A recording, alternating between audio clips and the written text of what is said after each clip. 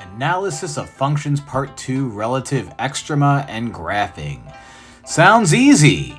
Well, let's take a look at what relative extrema actually means. Relative extrema are the minimums or maximums in a general area of your graph. They're the tops of a mountain, they're the bottoms of a valley. They're not the biggest or the smallest in your entire graph, they're just the biggest or the smallest in a specific area. Let's take a look at something called the first derivative test. First derivative test says that you can find your relative maximum or relative minimum whenever there's a sign change at a critical point. So what we did yesterday is we would take these functions, we'd take the derivative of them, set it equal to 0, get some critical points, and find out our intervals when that function is increasing or decreasing. This will allow us to find relative maximums or relative minimums. Take a look at that second paragraph. If the derivative changes from positive to negative at a critical point, that represents a relative maximum. Now what that means is if your graph is increasing and then changes to decreasing, you just hit the top of a mountain, so that's a relative maximum. Second paragraph says if the derivative changes from negative to positive at a critical point, then that represents a relative minimum. Similarly, if you're going down a hill and then you bottom out and go up a hill, you just hit a minimum, okay? No sign change means no critical point. So take a second to write down that next equation. We are going to find the relative extrema of f of x right there.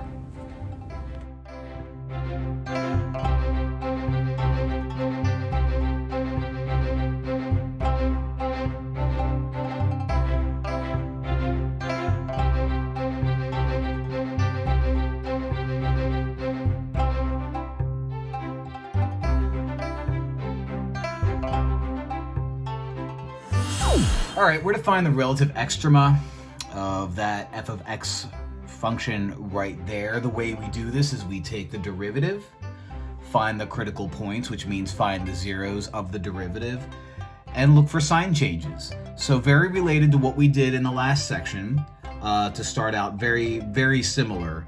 But instead of saying where things increase and decreasing and just stopping there, we're looking for sign changes and where the sign changes exist. Watch the last video if you're not sure what any of that meant. So I'm going to take the derivative. The derivative of x cubed is 3x squared. The derivative of negative 3x squared is negative 6x to the first, and plus 1 just goes away. To find the critical points, you have to set this guy equal to 0 and find out when x is 0. Usually that involves factoring, and in this case that's no different. I can bring out a 3x from everything. If I bring a 3x out of 3x squared, that leaves me with just an x. If I bring a 3x from negative 6x, I have negative 2. Take each part, set it equal to 0, and solve. At this point, you should be wondering exactly what to do or know exactly what to do. Divide by 3, that is 0. Or add 2, that is 2. And you should see that when it's just an x and a number, it's just the opposite. And if it's something attached to x equals 0, it's just 0. So at this point, you should be pretty fast at that. These are my critical points, my CPs, if you will. So I have to find out when stuff is increasing and decreasing. So let me bring out an old friend. My critical points are 0 and 2.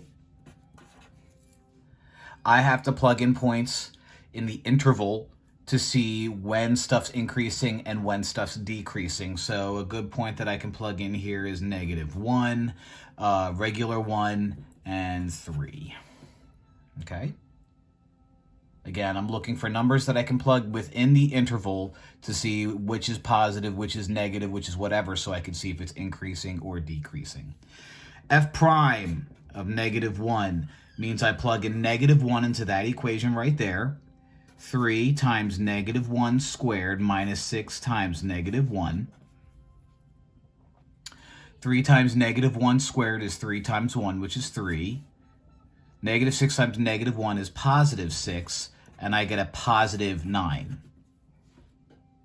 Okay? So this guy is positive. this is increasing. So rather than say positive or increasing, I'm going to draw a little picture because it always seems to be helpful when it's a picture. That way you can kind of actually see what the extrema looks like. If I plug in 1, I get 3 times 1 squared minus 6 times 1. 3 times 1 squared is 3. Negative 6 times 1 is minus 6. 3 minus 6 is negative 3. Negative. Which means between 0 and 2, it's decreasing. So graphically, I don't know a ton, but what I do know is that on the left side of 0, it goes like this. Once it hits 0, it starts decreasing again. Now it's going to hit 2, and either it's going to increase or remain decreasing. I guess we'll find out now. Let's plug in 3. Okay. 3 times 3 squared minus 6 times 3. 3 squared is 9. 3 times 9 is 27. 6 times 3 is 18. 27 minus 18 is a positive number. So there you have it. So what we would have said in the last section is we would have said everything less than 0 is increasing, everything greater than 2 is increasing, and everything in between 0 and 2 is decreasing. Now what we're going to say is since there's a sign change from positive to negative at 0, we could say that this is a maximum. Again, what this looks like graphically is it goes up, hits 0, goes down, hits 2, and goes up again. So this x equals 0 here, and this x equals 2. This x equals 0 is a relative maximum. Oh boy, relative max. Now, I'm not going to stop right there. I also want to find what the actual value is so I could say what point it is. I don't want to just say like x is 0 and then leave it at that. So if I plug in 0 into the original equation, I can find out what my point is as well. So 0 cubed, again, I'm doing this into the original equation. I get 0 minus 3 times 0 plus 1, which is 1. So what all of this means, is when I plugged in x is 0, I got 1. I have a relative maximum at the point 0, 1. This point is actually 0, 1 now. I know when x equals 2, I'm going to get a relative minimum. So I'm going to plug that equation I'm going to plug that 2 into the original equation. The original equation lives right there. I have 2 cubed minus 3 times 2 squared plus 1. Let's do a little bit of math. 2 cubed is 8 minus 3 times 2 squared is minus 12 plus 1. 8 minus 12 is negative 4. Negative 4 plus 1 is negative 3. So what all this means is this was my relative minimum. So this huge chunk right here implies that my relative minimum exists at the point 2, negative 3. So not only is x2 here, the point is 2, negative 3. So it gives us a little glimpse of what the graph could possibly look like. All right, in the future, we're going to actually sketch a graph that looks like this soon. The second derivative test gives us an opportunity to take the second derivative and use that information to find a relative maximum, a relative minimum, or neither. Looking at A, if you take the second derivative, plug in your critical point, you're going to have a relative maximum. B says take your second derivative, plug in a critical point. If it's positive, you're going to have a relative minimum. C says take the second derivative, plug in your critical point. If it's 0, then it's either or neither or any of them. We have to go a little bit further. So take a look at that equation down there. This is just a replacement for what we did, just another option to do these problems. Take a look at the equation. We're going to do that next.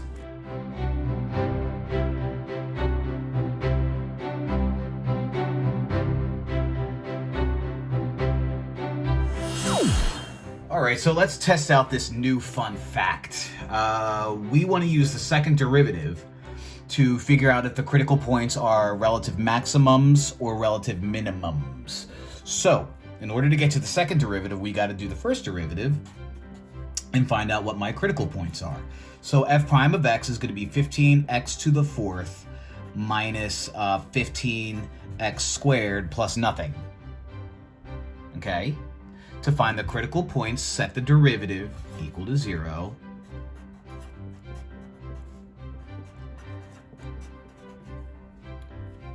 I forgot to factor, so let's factor now. I could factor out the 15x squared while I'm at it. If I factor out a 15x squared, that leaves me with x squared minus 1. Take each part, set them equal to 0. Now be extremely careful because this second guy has two answers. First off, if I divide by 15, I am going to show my work here because you need to see something. The rule says that if you take the square root of both sides, and in order to solve, if you take the square root of both sides, you have to make it positive or negative on the other side. That doesn't affect us here because the positive 0 and the negative 0 just keeps it 0. However, if I add 1 here, that leaves me with x squared equals regular 1. If I take the square root of both sides, I have to attach a positive or negative. What that means is square root of 1 is 1, but it's not just 1, it's positive or negative 1. So my critical points, and I'm going to write them all out, are negative 1, 0, positive 1. Now what we would have done in the last problem is we would have made our number line, we would have come up with numbers in between, we would have negative 1, 0, and regular 1, but numbers in between negative 1 and 0 would be something like negative a half. And if we were to plug that into that guy, nobody wants to plug in negative a half, or a regular half for that matter, especially if we don't have a calculator, which I don't have right now. What we're going to do is we're going to take the second derivative. We're going to take this guy and take the second derivative. Then plug these numbers in. Okay, so let's take the second derivative. Second derivative is going to be 60x to the third minus 30x. What we do is we take turns plugging each of these numbers in. If my second derivative gives me a negative number when I'm done, it's going to be a relative maximum. If the second derivative is going to give me a positive, it's going to be a relative minimum. Okay, so let's figure out. Let's go in order. F double prime of negative 1 is going to have me plugging in negative 1, so 60 times negative 1 cubed minus 30 times negative 1. Negative 1 cubed is negative 1, negative 60. So let me show a little bit of work. 60 times negative 1 cubed is going to be negative 60. 30 times negative 1 is going to be positive 30. It's going to give us negative. Okay? So since the second derivative is negative, I know that when I plug in negative 1, I have a relative maximum. Okay? We'll write that all out in a second after I do these other two. F double prime of 0 is going to be 0 minus 0. And I get 0. Now, when your double prime is 0, that means it's a relative maximum, relative minimum, or neither. Okay? So we'll deal with that when we have to deal with that. Let's plug in 1. If I plug in 1, I get 60 times 1 cubed minus 30 times 1, which is going to be 60 minus 30, and that's positive. Okay? So, unfortunately, that 0 means I have to go a little step further. Okay, I have to go just a teensy step further. All right, I'm back. My son is in the next room playing with his cars, and he was unhappy that I put away one of his toys. Oh, 4.5-year-olds, am I right? You guys get it. All right, so this is the predicament that I'm currently in. Remember how this right here is an issue? I know what I have here. I know at this moment right here I have a relative maximum, so I'm going to put RM, which I believe is also... Actually, that won't help at all. Relative max. I'll put a relative min here. I'll deal with that when I have to deal with that. The problem that I have, I got another sheet of paper, maybe I don't even need it. And the problem that I have is since we got 0 here, I can't tell what this is. So I have to go back to the first derivative test.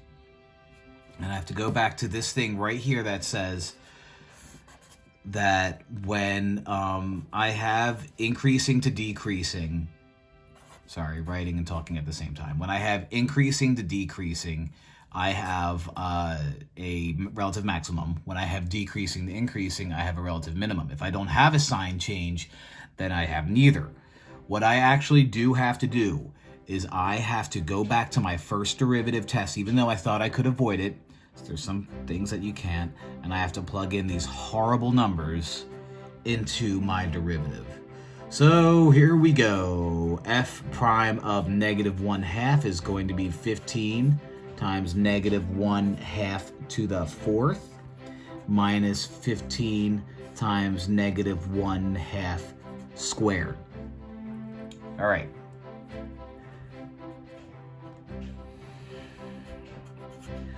-1/2 to the 4th is negative. Well, first off, it's going to be positive. Negative, negative, negative, negative, positive.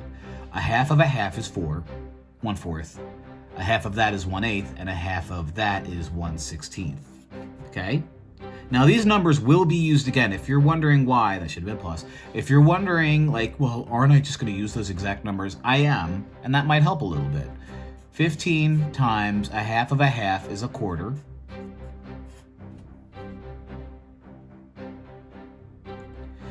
This leaves me with 15 sixteenths, which is almost 1. And this leaves me with 15 ninths, which is more than 1. Almost 1 minus more than 1, that should be eighths. I'm sorry. They're quarters. Ugh. These Sharpies aren't doing the job. 15 sixteenths minus 15 fourths is going to be negative.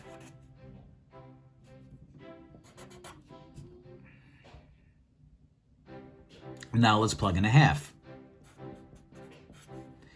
15 times 1/2 to the 4th minus 15 times 1/2 squared.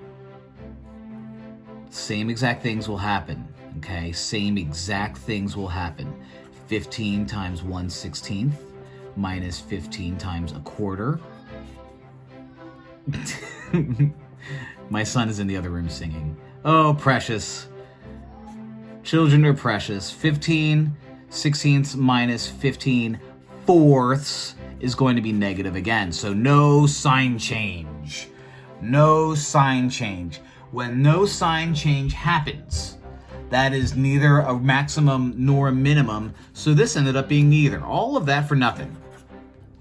All of that for nothing. So we don't have to find out what those exact points are. All we had to do was just classify our critical points. So our critical points were -1, 0, and 1. He's singing You'll Be In My Heart by Tarzan, by the way. Oh, awful movie. Phil Collins, great singer. You guys are like 18, so probably have no clue what that is. Actually, Tarzan kind of came out when you were... Forget it. All right, so where am I? We have a relative maximum at x equals -1. We have a relative minimum at x equals regular 1, and nothing. neither at x equals 0.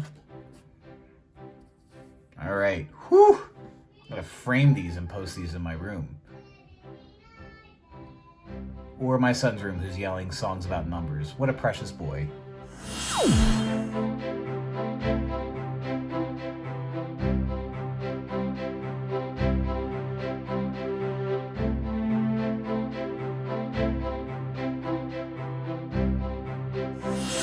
All right, what we're gonna do is we're gonna sketch f of x here.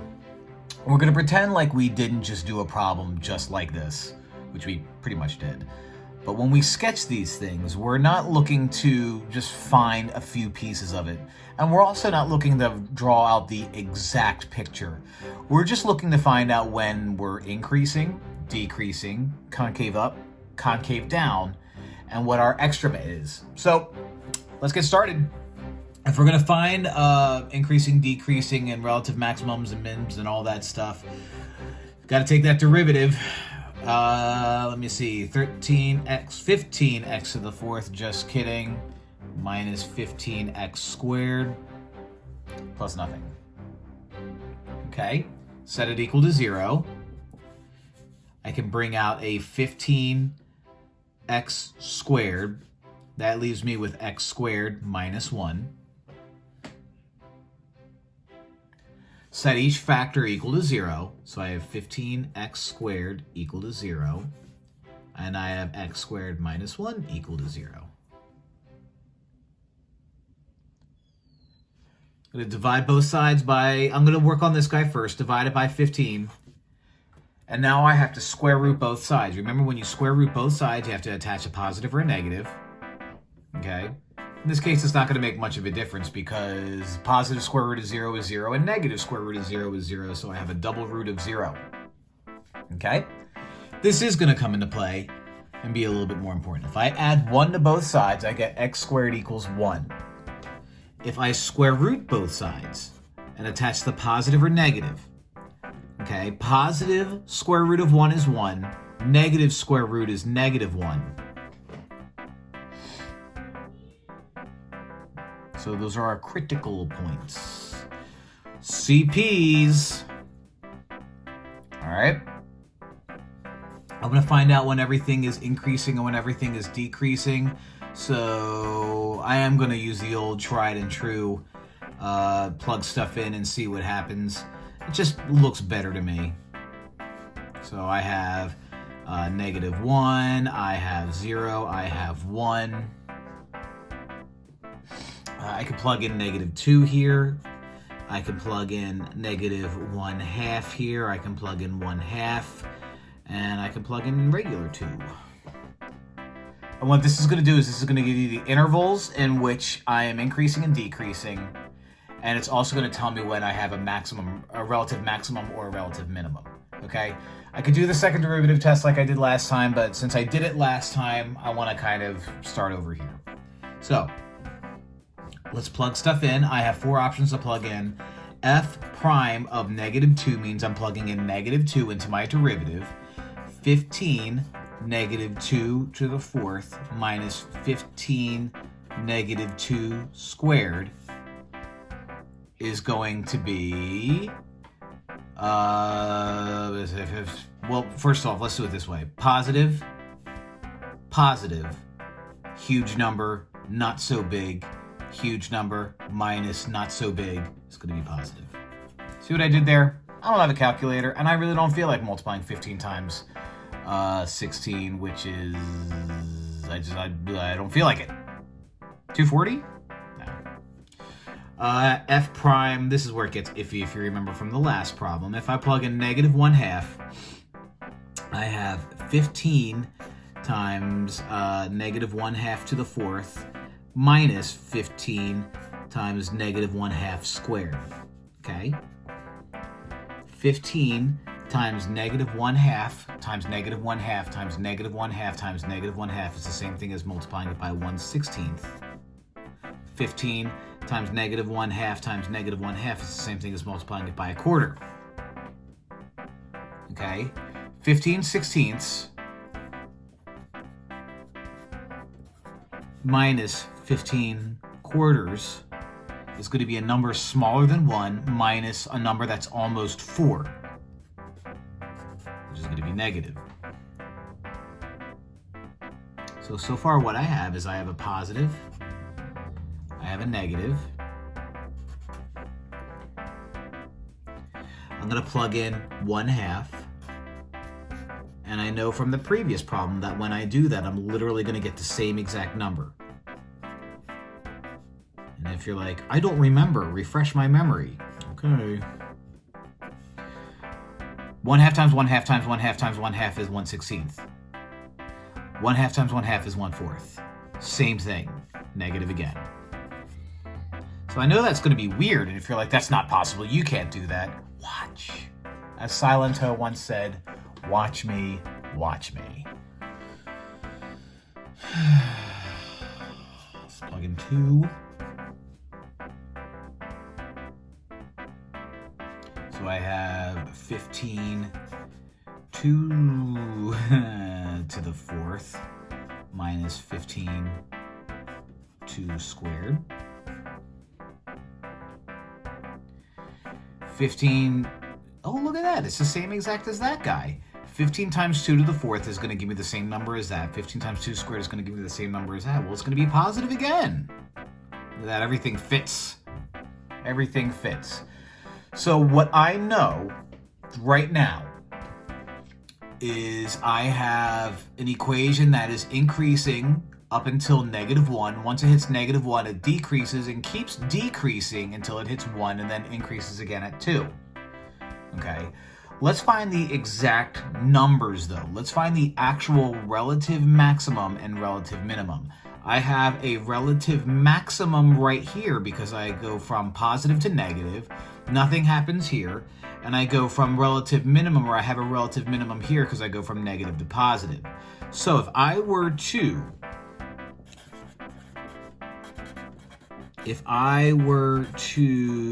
plug in the numbers into the original equation, if I want to find out what the original equation looks like at these spots, then I have to plug my numbers into the original equation. So I'm going to plug in -1 into the original equation. So f of -1 is going to equal 3 times -1 to the 5th minus 5 times -1 to the 3rd plus 3. 3 times -1 to the 5th is the same thing as 3 times -1, -3. 3 times -1 to the 3rd is the same thing as 5 times -1 plus 3. -3, +3 cancel each other out. -5 times -1 is 5. So at -1, I had a relative maximum. So I have a relative maximum living at -1, 5. To find my relative minimum, I know that exists at 1 because it goes down and then at 1 hits 2. So my relative minimum is going to exist when I plug in regular old 1. 3 times 1 to the 5th minus 5 times 1 to the 3rd plus 3. In other words, 3 times 1, -5 times 1, and 3 is 3, gives me 1. So my relative minimum is 1, 1. So that's pieces of information that I'm going to need when I graph. This right here is a piece of information that I'm going to need when I graph. So why don't I actually just write that out? Let's write that out. We are increasing all the way up until 1. We are decreasing between -1 and 1. And then we're increasing again when everything's greater than 1. So big star next to that, it's going to be important information. Big star next to that, that's going to be important information. All right, are we done? No, now we have to do concavity. Concavity is when you take the second derivative and do the same thing. So my first derivative looked like that. So let me get another piece of paper. My second derivative, let me rewrite out my first derivative. My first derivative ended up being 15x to the fourth minus 15x squared. Okay, my second derivative is going to be 60x to the third minus 30x. To find concavity, I need my inflection points set equal, this guy equal to 0, factor. I can factor out a 30, I can factor out an x. When I do that, I'm left with 2x squared minus 1. Set each of these guys equal to 0.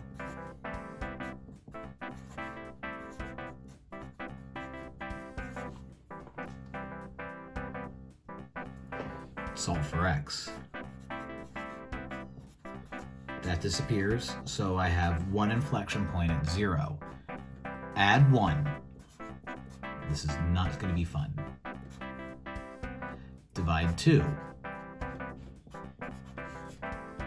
Square root both sides. Don't forget your plus or minus. And so my inflection points live at 0 and positive or negative square root of a half. Gross.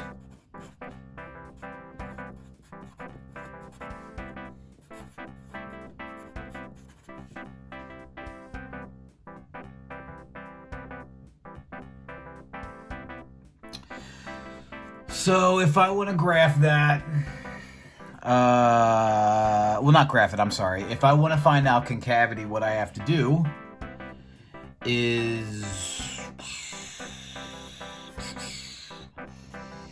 put a 0 there. I have positive square root of 1/2, and I have negative square root of 1/2.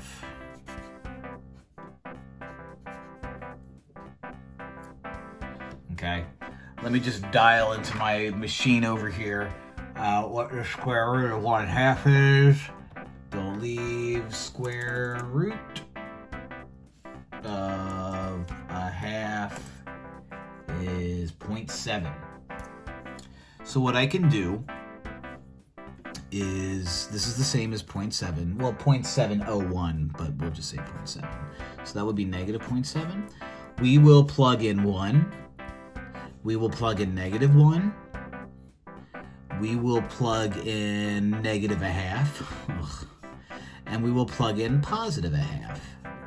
And that will tell us concavity. Gross. All right, let's plug it into the original equation. I'm sorry, not the original equation. Let's plug it into the second derivative. F double prime of negative 1 is going to equal 60 times negative 1 cubed minus 30 times 30 times negative 1.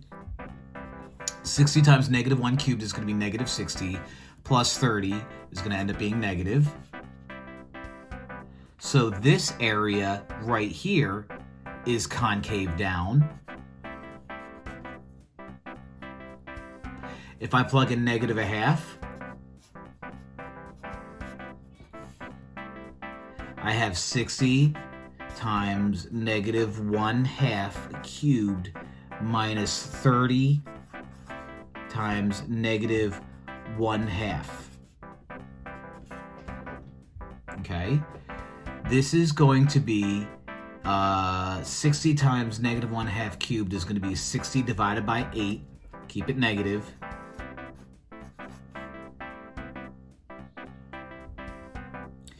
Positive 15.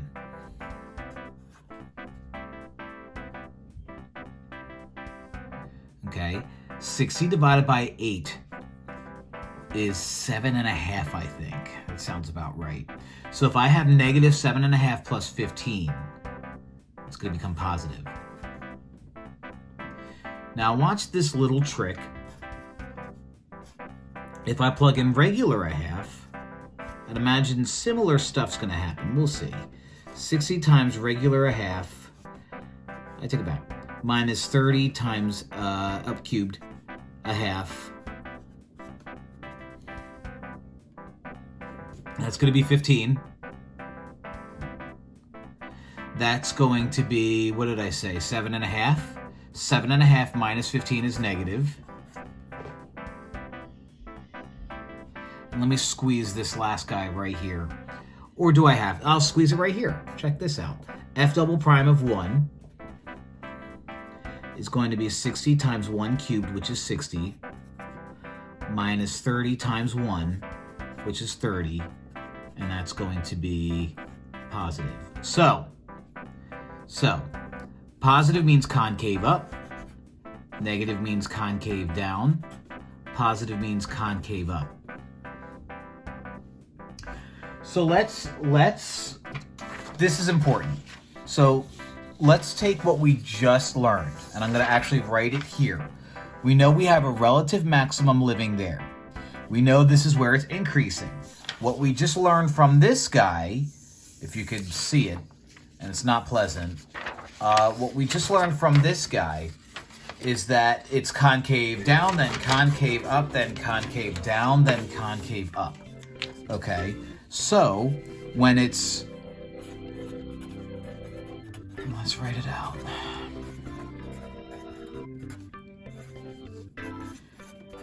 It's concave up in between that negative 0.7.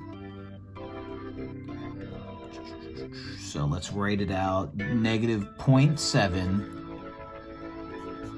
and 0.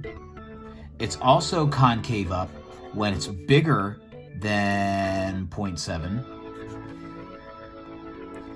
It's concave down when it's less than negative 0.7. And it's concave up when it's in between 0. I'm sorry, it's concave down when it's in between 0 and 0.7. All right. Time to draw this whole thing out. Whew. Whoo-wee. All right, here we go. Let me see. I really only care about, here, let's widen this out a lot.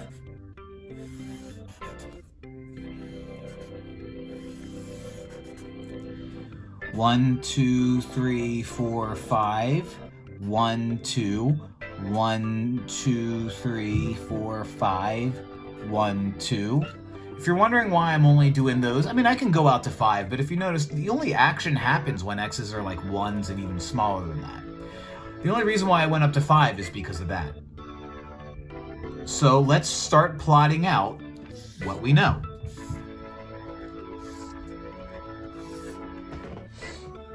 Holy cow, 20 minutes. Negative 1, positive 5 is going to be our relative maximum. 1, 1 is going to be our relative minimum. This guy is increasing all the way up to 1. Okay? It's increasing all the way up to 1. So it's going to look something like this.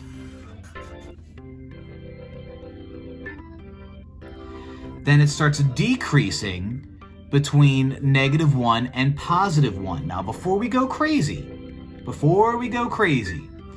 it's concave down all the way up until 0.7, which we'll say is right there. So what's going to happen is it's going to go concave down, and then right out here, it's going to change to concave up. So this is what concave down looks like, and concave up is going to look like this and then hit 0. At 0, it's going to become concave down again. And then at 0.7, it's going to go concave up. then it starts increasing, and there you have it. So, again, what we're looking at is I was able to find my relative maximum, which lives right here and right there. I knew it was increasing until I hit my relative maximum. Then it stayed decreasing this whole time. If you were to put like a marble up here and push it that way, it's going to roll down the whole time. But is it going to be concave down or concave up? Right here is concave down because it looks like the upside down U. Then it switches to concave up, a regular U, concave down, upside down U, concave up, regular, and then concave up increasing. So I have a feeling that that's going to be painful for us to be like, oh yeah, sure, I get it. I have a feeling not all of us are going to love that. So I highly recommend that you do run to YouTube and watch a few videos so that you feel more comfortable doing it. I'm going to stop right there. That'll end this video. Bye!